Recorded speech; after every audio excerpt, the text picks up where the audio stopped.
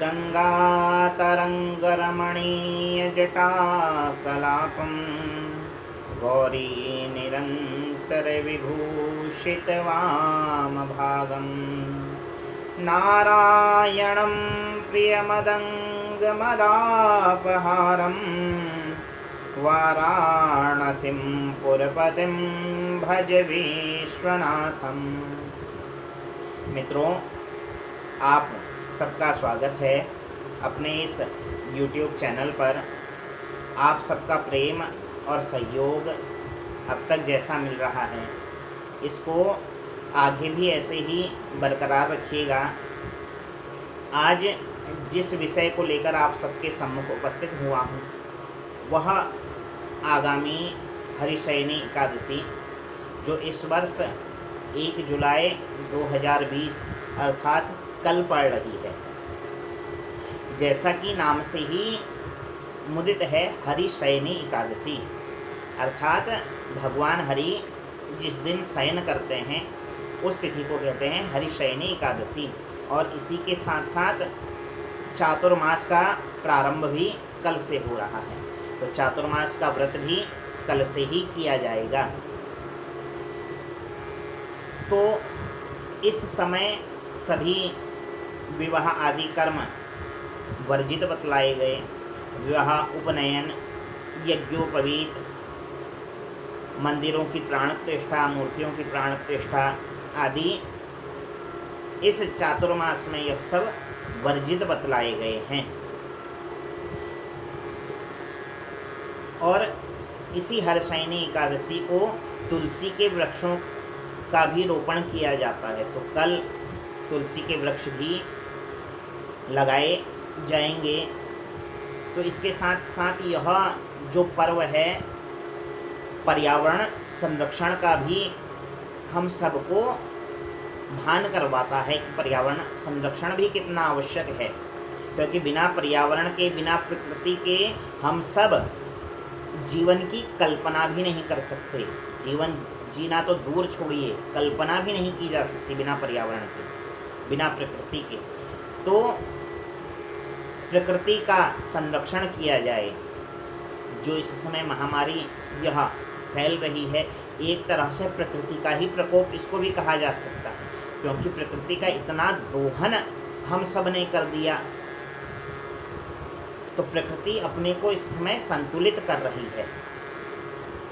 तो यदि हम प्रकृति के साथ अत्यधिक छेड़छाड़ करेंगे तो प्रकृति फिर अपने को संतुलित करने के लिए कुछ ऐसा ही कृत्य करेगी। तो इसलिए प्रकृति का संरक्षण आवश्यक हो। तो कल तुलसी जी का रोपण भी किया जाएगा। चातुर्मास प्रारंभ हो रहा है। जो चातुर्मास करना चाहें चातुर्मास कर सकते हैं। हमारे प्राचीन समय में ऋषि मुनि आदि सब चातुर्मास करते थे और उस समय एक स्थान से दूसरे स्थान पर नहीं जाते थे। कारण यही था क्योंकि वर्षा ऋतु का आगमन हो गया है और नदी नाले अपने पूर्ण वेग के साथ बहते हैं। तो अपनी सुरक्षा के लिए भी चातुर्मास में एक ही स्थान पर रहना बतलाया गया था।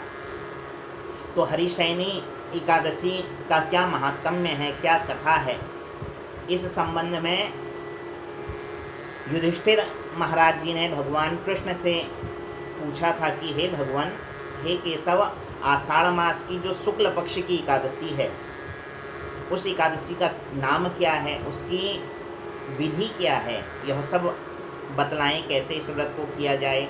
तो भगवान कहने लगे कि हे राजन, आषाढ़ शुक्ल पक्ष एकादशी का नाम हरिशयनी एकादशी है। यह एकादशी सब प्रकार के पुण्य, स्वर्ग एवं मोक्ष को भी देने वाली है। जो जिस कामना से इस व्रत को करेगा उसके वह मनोरथ सिद्ध होंगे। यह सब पापों का हरण करने वाली है। आषाढ़ शुक्ल पक्ष में भगवान शयन के लिए जाते हैं और लोक मान्यता के अनुसार इस दिन भगवान 4 मास तक शयन में रहते हैं। कार्तिक मास शुक्ल पक्ष एकादशी तक भगवान का शयन माना जाता है। तो भगवान कहने लगे कि हे युधिष्ठिर, हरिशयनी एकादशी के दिन मेरा एक स्वरूप राजा बलि के यहाँ रहता है, क्योंकि राजा बलि ने भगवान से वरदान मांगा था ना कि आप मेरे द्वार पर खड़े रहें। तो भगवान कहने लगे कि इस दिन से लेकर कार्तिक शुक्ल पक्ष एकादशी तक मेरा एक स्वरूप पाताल लोक में राजा बलि के वहाँ रहता है।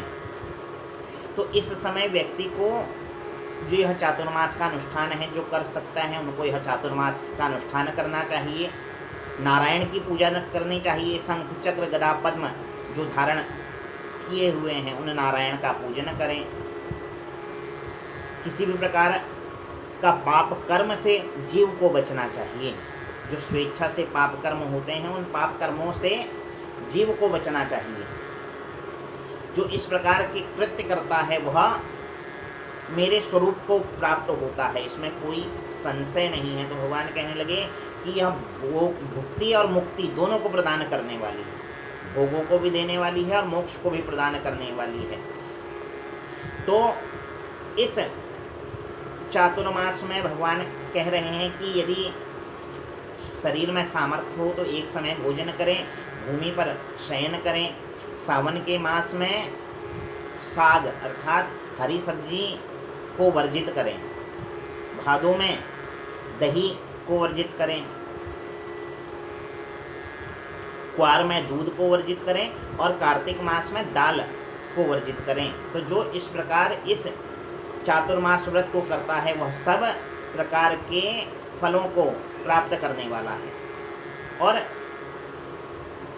इस हरिशयनी एकादशी से लेकर जो कार्तिक मास शुक्ल पक्ष की एकादशियां हैं इनको हर व्यक्ति को करना चाहिए, हर गृहस्थ को, हर संत को इस व्रत को करना चाहिए जिनके पास सामर्थ्य है। वृद्धों के लिए, रोगियों के लिए और बालकों के लिए यह नियम नहीं बतलाए गए, किंतु जो स्वस्थ मनुष्य हैं वह इस व्रत को अवश्य करें, क्योंकि यह एक ऐसा व्रत है जो सब इच्छाओं को पूर्ण करने वाला है, सब मनोरथों को सिद्ध करने वाला है। तो भगवान कह रहे हैं कि हे युधिष्ठिर, श्रद्धा भाव के साथ इस एकादशी को जीव को करना चाहिए, जिससे सब पापों से वह मुक्त हो सके। भगवान वामन के स्वरूप का इस समय पूजन करना चाहिए, क्योंकि वामन स्वरूप धारण करके ही भगवान बलि के पास पहुँचे थे और उसी स्वरूप में बलि को आशीर्वाद भी दिया था। गोपी चंदन का जो व्यक्ति दान कर सकता है उसका दान करना चाहिए। हल्दी का दान जीव को करना चाहिए।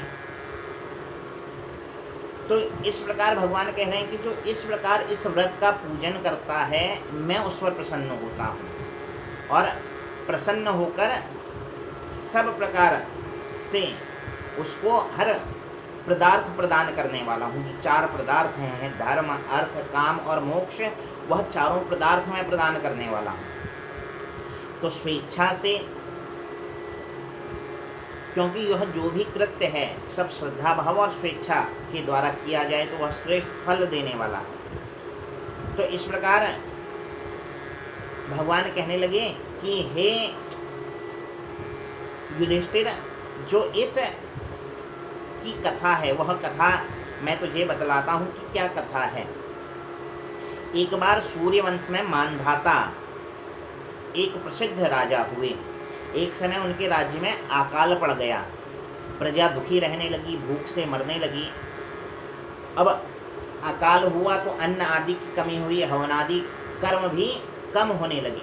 तो राजा को बड़ी चिंता हुई कि कैसे मेरी प्रजा का पालन होगा, कैसे मैं अपनी प्रजा को इस कष्ट से आगे मुक्ति दिलाऊंगा।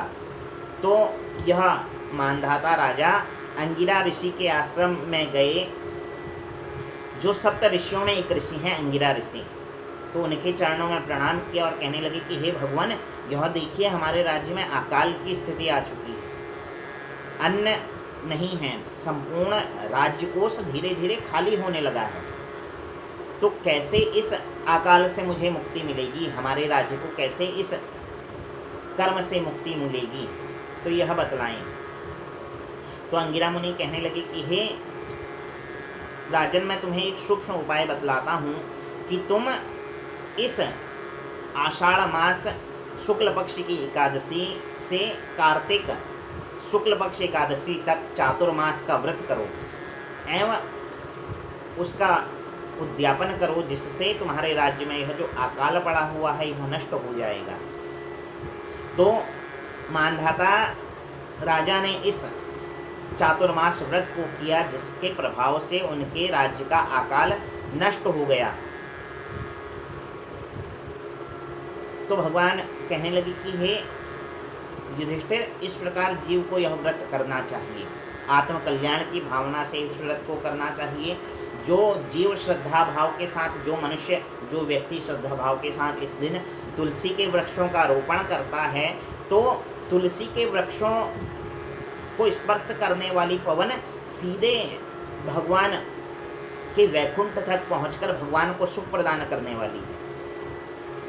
और वो व्यक्ति कभी कष्टपूर्वक अपने प्राणों का त्याग नहीं करता, सुखपूर्वक अपने प्राणों का त्याग करते हुए भगवान की शरण को ग्रहण करता है। तो इस प्रकार श्रद्धा भाव के साथ जीव इस एकादशी के व्रत को करे, जिसको करने से व्यक्ति की सब अभिलाषाएं पूर्ण होती हैं। तो आज इस प्रसंग को केवल स्पर्श मात्र करने का प्रयास किया गया। यदि वीडियो पसंद आई हो तो लाइक कीजिए, शेयर कीजिए। जिन्होंने अभी तक चैनल सब्सक्राइब नहीं किया है, चैनल को सब्सक्राइब कीजिए। और आप सबका बहुत बहुत धन्यवाद। बहुत सुंदर सुझाव आप सबके द्वारा मिल रहे हैं, जिसको पूर्ण करने का प्रयास भी कर रहा हूँ। अभी थोड़ा इस टेक्नोलॉजी में नया हूँ, बहुत सी चीज़ें नहीं पता, तो धीरे धीरे सीख रहे हैं, क्योंकि सीखने की कोई उम्र नहीं। जीवन के अंतिम क्षण तक जीव को सीखने का प्रयास करना चाहिए। तो धीरे धीरे जो कमियां हैं, जो आपके द्वारा बतलाई जा रही हैं कि कैसे कैसे इन कमियों को दूर किया जाए, उनको दूर करने का प्रयास धीरे धीरे करता रहूँगा। अन्य सुझाव आप सबके पास हों तो उन सुझावों का भी आप सबका स्वागत है। सुझाव अवश्य दीजिए, जिससे इस जो परिचर्चा है यह ऐसे ही निर्बाध रूप से आगे को बढ़ती रहे। अन्य कई प्रसंगों के साथ आपके सामने पुनः उपस्थित होऊंगा। तब तक के लिए आज की राधे राधे, जय श्री राम, हर हर महादेव।